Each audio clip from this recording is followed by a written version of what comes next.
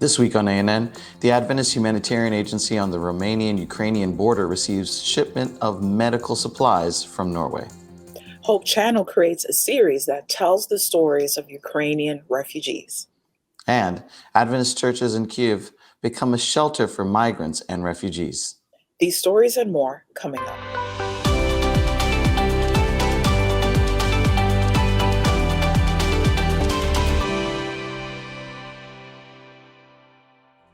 Thank you so much for joining us this week. We start this week's edition on the border of Romania and Ukraine, where ADRA, the Humanitarian Adventist Relief and Development Agency, has a warehouse for receiving and distributing aid to the Ukrainian people. We're here at the ADRA warehouse, which is on the border here in Romania, right on the border with Ukraine. Today we have another shipment arriving. This truck has come all the way from Norway. It's full of high-value medical supplies. We're offloading it right now. It will be put into smaller trucks and taken across the border into Ukraine, where it is really, really desperately needed at this time. It's exciting to see that we've also got the local fire department have sent volunteers to help us offload this truck quickly and move the supplies into Ukraine. So over the last 18 days, we've had more than 130 tonnes of humanitarian supplies come through this warehouse and into Ukraine. So it's critical that we move these supplies quickly through here into smaller trucks and across the border. It's amazing. Europe has opened its heart. Our truck driver here that we've just met from Norway, he's so excited to be part of this humanitarian mission. The warehouse manager, he's opened his warehouse for us free of charge to use this for the next few months. Everybody's pitching in in a voluntary way to make this as quick and as efficient as possible. Right now we need more medical supplies, we need non-food items, we need food items, and warm blankets and other life-saving equipment that's really needed in Ukraine at this time. We see no end to the need at the moment. We're monitoring the border. We have reception centres at the border. The supplies that we have there are dwindling. So the more that we can get through here and to keep replenishing food and non-food items at our border crossings, it's really essential. We'll keep using these facilities here, not only to on-ship the supplies in smaller trucks, but also to sort the donations that we're getting from people who are willing to donate even freshly made jam and preserves and other things that we're seeing here. People are dropping off stuff, we're repacking it, putting it on pallets and shipping it into Ukraine.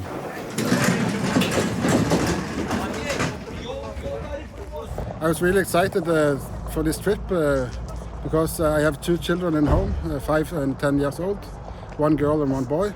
And I see the news of people, how they have it in Ukraine. Kids came over the border and have nothing. So when my work asked me if I can drive, I say yes in 1 second. The trip was 3,078 kilometers from Stavanger, Norway to here. For me, it's good to do something for people, and I will probably remember this the rest of my life, that I have a drive so long trip, and I'm really happy to help.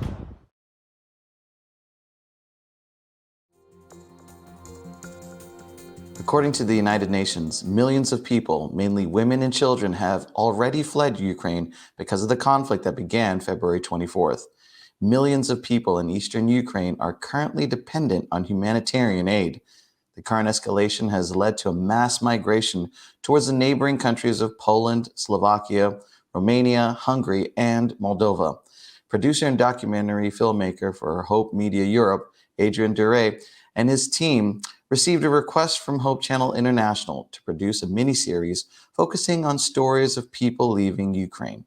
This series is now part of the global Hope Channel and ADRA campaign called Hope for Ukraine.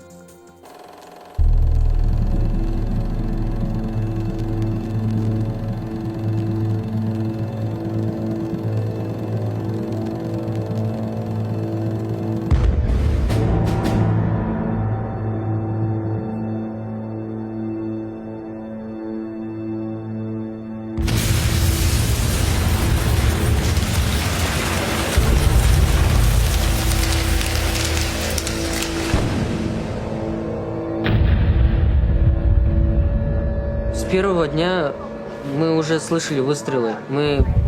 Я тогда был утро, где-то в 5 часов, 5:30. Я слышал взрывы. Я сначала подумал, что что-то, какая-то газовая труба взорвалась, а там, получается, уже начали стрелять, взрываться.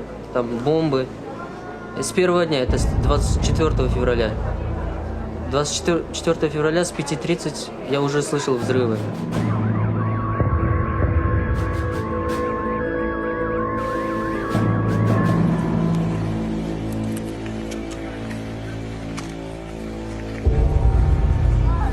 Начали бомбить, было какой-то ажиотаж был, все люди не понимали, что взрывается. Но потом уже как бы все догнали то, что началась война. И все начали бежать. Сначала все начали воду, у нас как бы водой запасаться, в магазины. Там была очень большая очередь тоже с первых дней.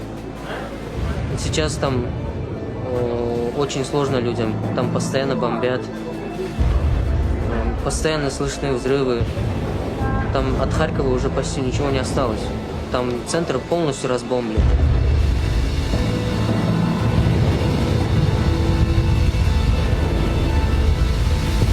Мы просто хотели оттуда уехать. Там настоящая война.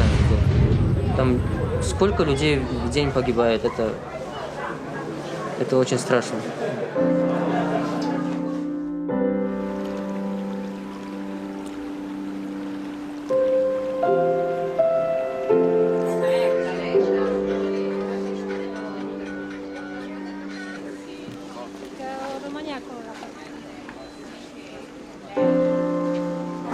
Мы все надеемся, что быстрее наступил мир, чтобы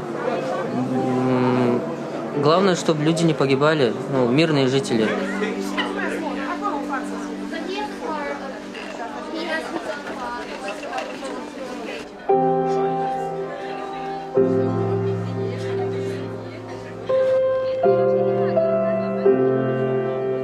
Все хотят мира, все хотят спокойствия. Я тоже хочу этого. Я хочу доучиться, я хочу стать врачом в будущем. Я надеюсь, что все получится. Что война прекратилась, и я как бы смог вернуться туда и продолжить обучение.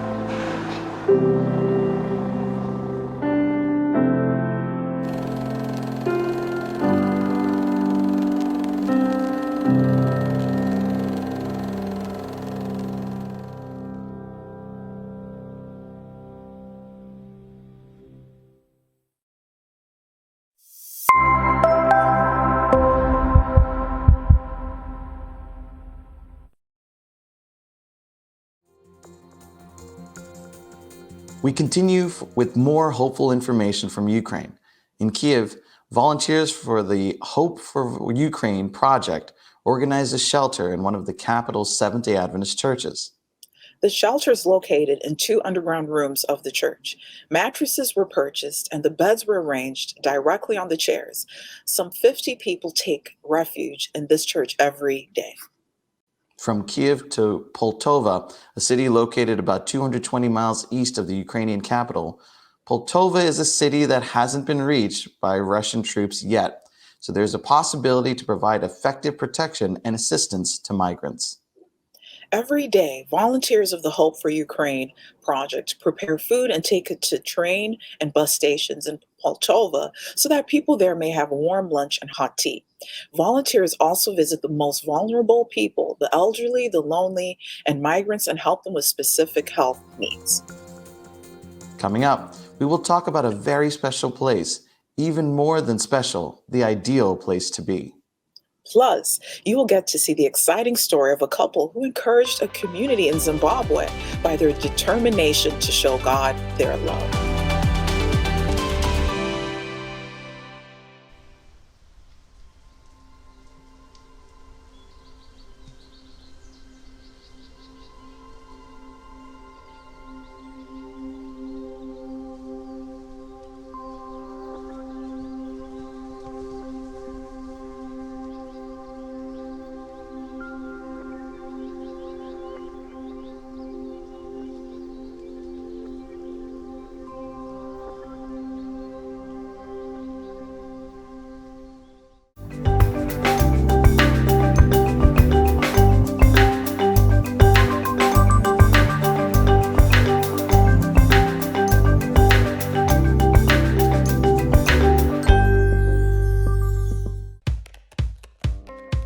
We may look, pray, read, think, worship, sing, and share differently, but we all look forward to the Sabbath. And we all look forward to the future when Jesus will come again. With this message in mind, we arrived at a core component for a new identity system: the creation grid, a simple 7-column structure for layout. The grid is a reference both to the prophetic timeline as well as to the creation week that culminated in the Seventh-day Sabbath. Regardless of what or where you are designing, you can always find information to help you communicate that we are all Seventh-day Adventists.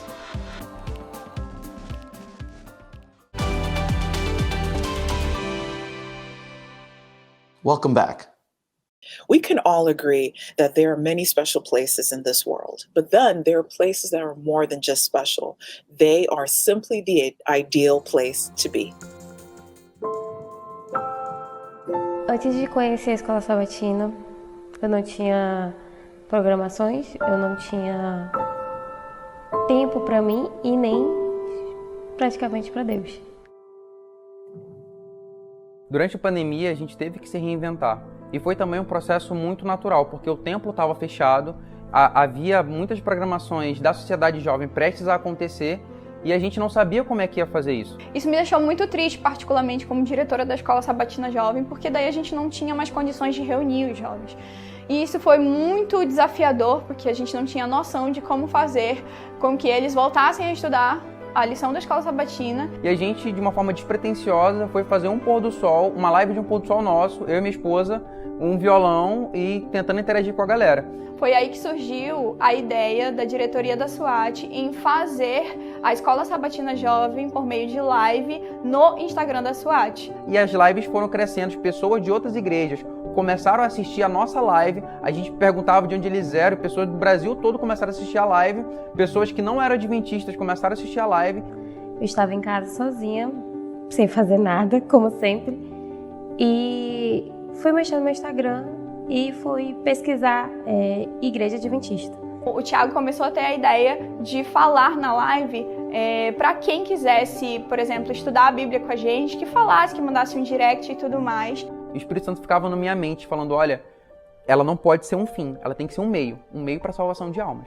E vocês estão na internet agora, então aproveita esse momento, pergunte se alguém quer aprender mais sobre a palavra de Deus. E eu comecei a fazer essas perguntas. Quando eu entrei, eu simplesmente me impactei, gostei sobre a conversa que estava tendo e eu fiquei até o final. Foi quando falaram se alguém queria receber o estudo, e eu me prontifiquei e quis. O pessoal da nossa equipe de mídia já foi conversar com ela, pegou o WhatsApp dela, me mandou e eu comecei a falar com ela. A gente fez questão de ir até a casa dela entregar uma lição e a partir de então a gente começou a fazer estudos bíblicos online, coisa que a gente nunca tinha pensado que ia acontecer. Comecei a fazer os estudos e fui me interessando e todas as dúvidas que eu tinha na minha cabeça eles tiraram. Quando não era o Thiago, era Edwin, e ele estava o tempo todo ali. A gente sempre jogava com beats para ela, falava da SWAT, ela sempre se interessou, achava muito legal, mas a gente não via que ela vinha participar dos cultos com a gente. Até que a gente percebeu que ela não tinha ido à igreja ainda, porque ela não tinha condições de ir. Quando a gente percebeu, a primeira coisa que a gente ofereceu para ela foi para buscá-la. E quando eu cheguei aqui, toda acanhada, lógico, e eles falaram, amiga, fica à vontade, aqui é a tua casa. Fiquei, comecei os louvores e comecei a chorar, porque foi uma presença bem gostosa. E eu realmente senti que aqui era um lugar certo de todos os sábados eu vim.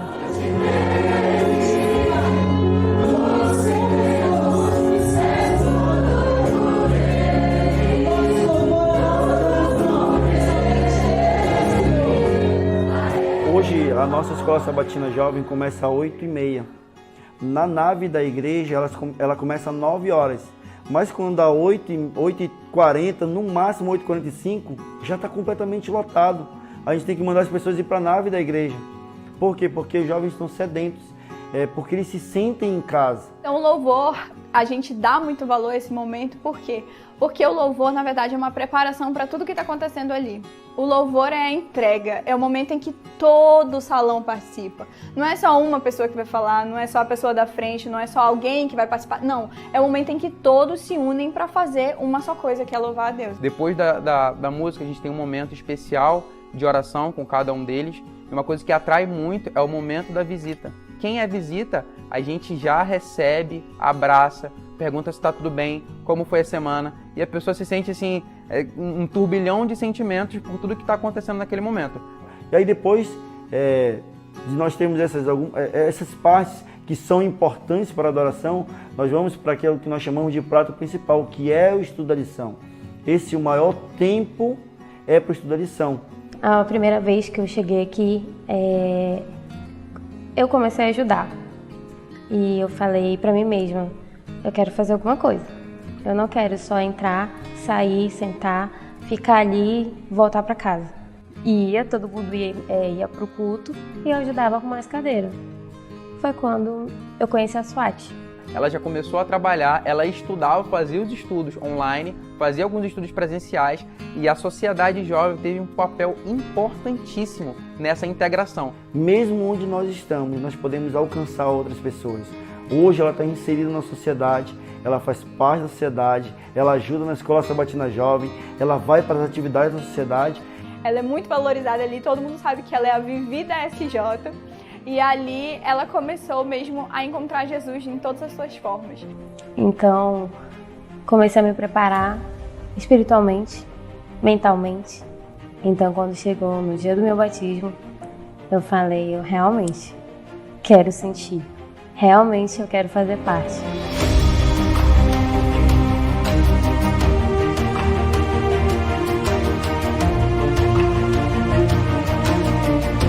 E a minha alegria maior nisso tudo foi ter recebido por uma igreja maravilhosa. Eu me sinto muito feliz e honrada, porque apesar de ser quem eu sou, Jesus ainda usa pessoas como eu, como a diretoria da SJ, da SWAT, para fazer parte de uma coisa muito maior. Eu só posso agradecer a Deus porque Ele tem nos usado como instrumentos para Ele, para a salvação de jovens. E quando nós nos entregamos completamente para Deus, com sinceridade, Ele pode usar cada um de nós. Cada jovem da sociedade é um instrumento de Deus. Para quem vivia sozinha, para quem não fazia nada, para quem aleatoriamente só vivia no celular todos os sábados. Hoje eu tenho duas famílias, que é o pessoal da escola sabatina e a igreja, que eles me apoiaram, eles vieram e me abraçaram.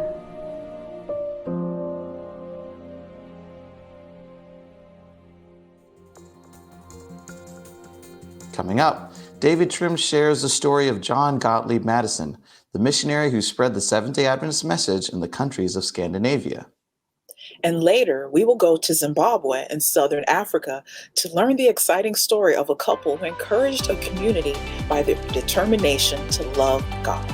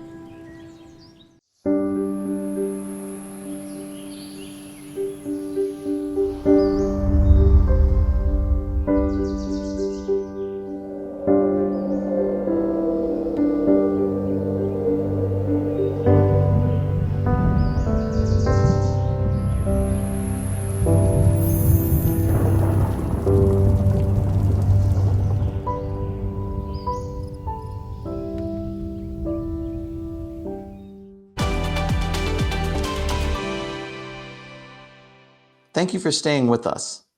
We are now going to Zimbabwe in southern Africa to watch the story of a warm couple who unknowingly encouraged a community by their fervent love of God. It all began when they donated 3 cows and a bull for the Lord. Adventist Mission has the rest of the story.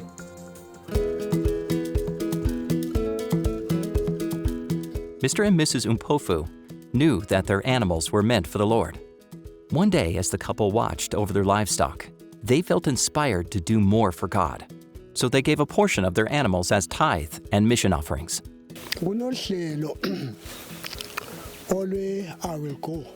What moved us as husband and wife to not just give our tithe, but also a bull as offering, is the current GC strategic plan of I Will Go.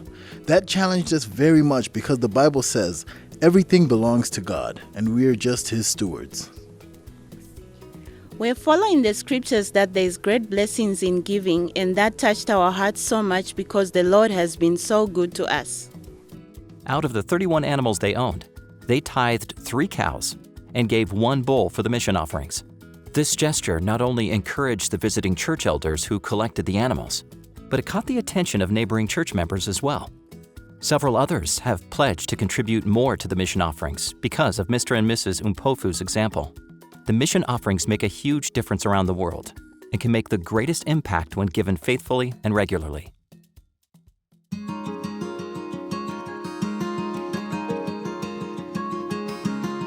Mr. and Mrs. Umpofu's country of Zimbabwe is home to Selusi University.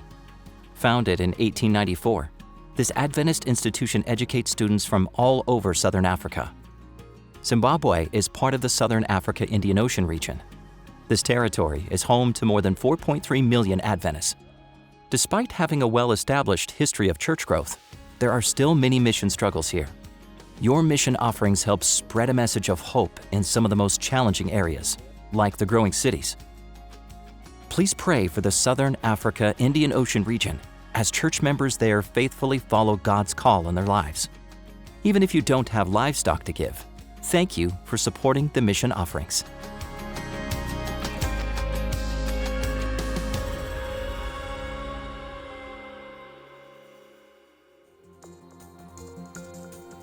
Watch this and other mission stories online by visiting AdventistMission.org and clicking on videos at the top.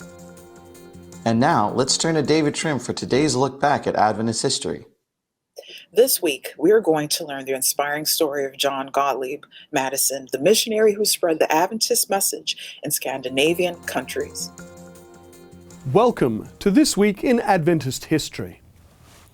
On March 30, 1896, Danish-American missionary John Gottlieb Madison died in California at the age of 61. Born in Denmark in 1835, John had emigrated with his family to the United States in 1854. They initially lived in a log cabin in the U.S. state of Wisconsin. In 1859, John underwent a conversion experience and was baptized, and 4 years later, he accepted the Seventh-day Sabbath. As the Adventist historian Yvonne Oster writes, Madison became a powerful preacher of the Advent message with a special emphasis on the love of God.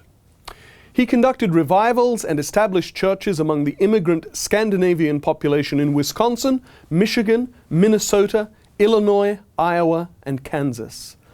But John Madison had a passion for preaching Seventh-day Adventist truths back in his Scandinavian homeland.